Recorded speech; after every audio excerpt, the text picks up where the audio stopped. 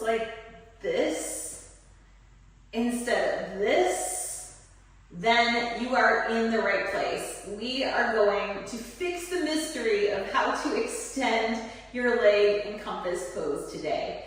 So compass pose is a foundational posture in many ways, helping you to find that extension of the leg, a massive hip opener, and there's quite a bit of core strength involved in compass pose.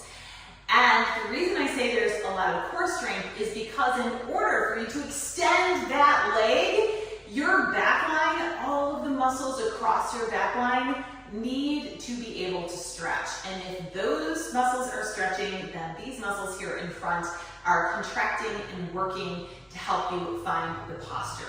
It is so common to be stuck in compass pose, to be stuck here for a long time. And I'm just going to go through some of the common issues today that will help you go from here to here.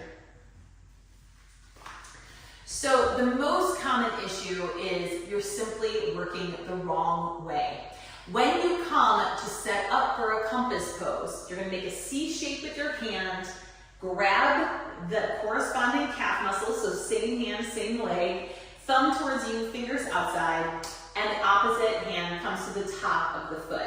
Now from here, if I start to walk my leg up the outside of my arm without drawing the knee out and around first, I'm going to have quite a hard time. So let's watch the difference. Here I am, walking the leg up the arm, and yes, I am a little bit more flexible, and I've been doing compass for a while, so it's still worked out, but I will say this feels creaky and kind of awful. If I take the time, once I have the grip on the leg, to move the leg out and around, almost like you're like swinging a bag over your shoulder, that's the way it always feels to me. If I think about swinging it out and around, look how I don't even have to like walk the leg up the arm. And now the knee is way back there so that when I go to extend, the hip is nice and open.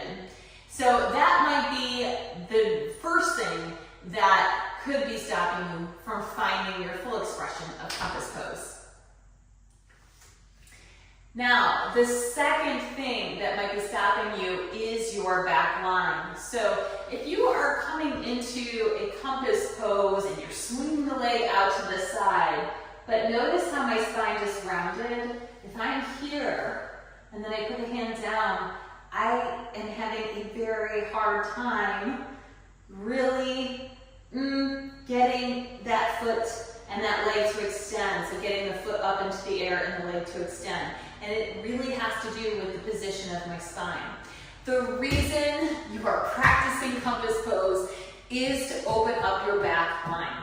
It is a great hip opener, but the way I teach this pose is that it is there for you to open up your back line and to get some of those natural compressions that happen in the spine just from living under a gravitational pull, to soften them and create space in the spine once again. That's what compass pose is for. So if we think of that as the purpose of the posture, it's going to change the way you work. So we're going to grab the foot and we're going to watch my spine as I do this. So as I bring the leg out and around, I want you to notice this thing here. I just pulled the chest forward and sat up even straighter. So it's really easy to be here, and then I have to work to straighten out. It's much more work. So instead, I'm sitting up as tall as I can, and then I bring the leg up and around.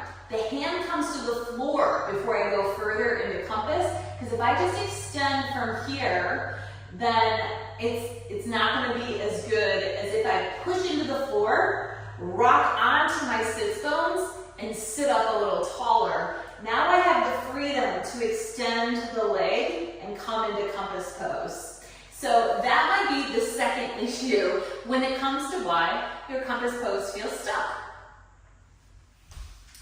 The third issue, as I already mentioned, might be your core strength. So if your core strength isn't developed enough, then it's going to be harder to press up and sit up taller. So make sure that we're really engaging the abs in compass. So I'm going to turn towards you. Now, if you are in the beginnings of your compass work, please, the leg that stays on the floor, do not tuck it underneath. It's just going to allow you to actually, I see this a lot, lift your hip up so that it looks fancier. That's not compass. Your hips should be square. Lifting that hip up is, it's for the picture, right? It's for you feeling like you got it. And we want to really get the benefits of the yoga poses. That's like, why are we doing them if not that? All right, so if you're in beginnings, please extend the leg that stays on the floor in front of you, because then you can't do weird things with your hips while you're in it. And we're going to focus on how much can I contract my abdominal wall while I'm coming into the posture. So you're going to grab the calf muscle, grab the top of the foot, we're swinging the leg out and around. Now from here, when I bring the hand to the floor and rock forward, I'm keeping, you can see, they're pretty soft right now. But if I press down, and then I'm going to squeeze the core like mad, this feels super simple to come into because my abdominal engagement, like now you can see I'm like pressing, the muscles are pressing back, especially on this side. All right, so make sure that the core is engaged. I sincerely hope that this helps you with your compass pose. Like I said, this is a foundational posture. If you get compass, guess what's next? Your flying warriors, your scissors, also known as Kaneganasana B. You're also known as floating splits, right? So there's so many postures that are related to this in so many ways. 8 angles are also related to this posture as well. So know that if you unlock this posture, then the understanding for so many other yoga postures are available to you, and that's what makes it fun. You know, you really solidify the foundations of one pose, and it's like you get to go to this next level of your yoga practice. My name is Tori G. I've been practicing and teaching yoga for almost 20 years at this point. And if you need a little bit more support when it comes to your yoga practice, and you're a woman in her late 30s all the way up into their 70s, then my online yoga studio might be the place for you. So there's all the info below. I would love to have you with us. And I have some freebies as well in there, including a guide, yoga and wellness tips for midlife and beyond, and a free video tutorial on how to do the 5 Tibetan Rites, which are a huge energy boost. So go check out those links below in the comment section, and then please let me know how this tutorial works for you.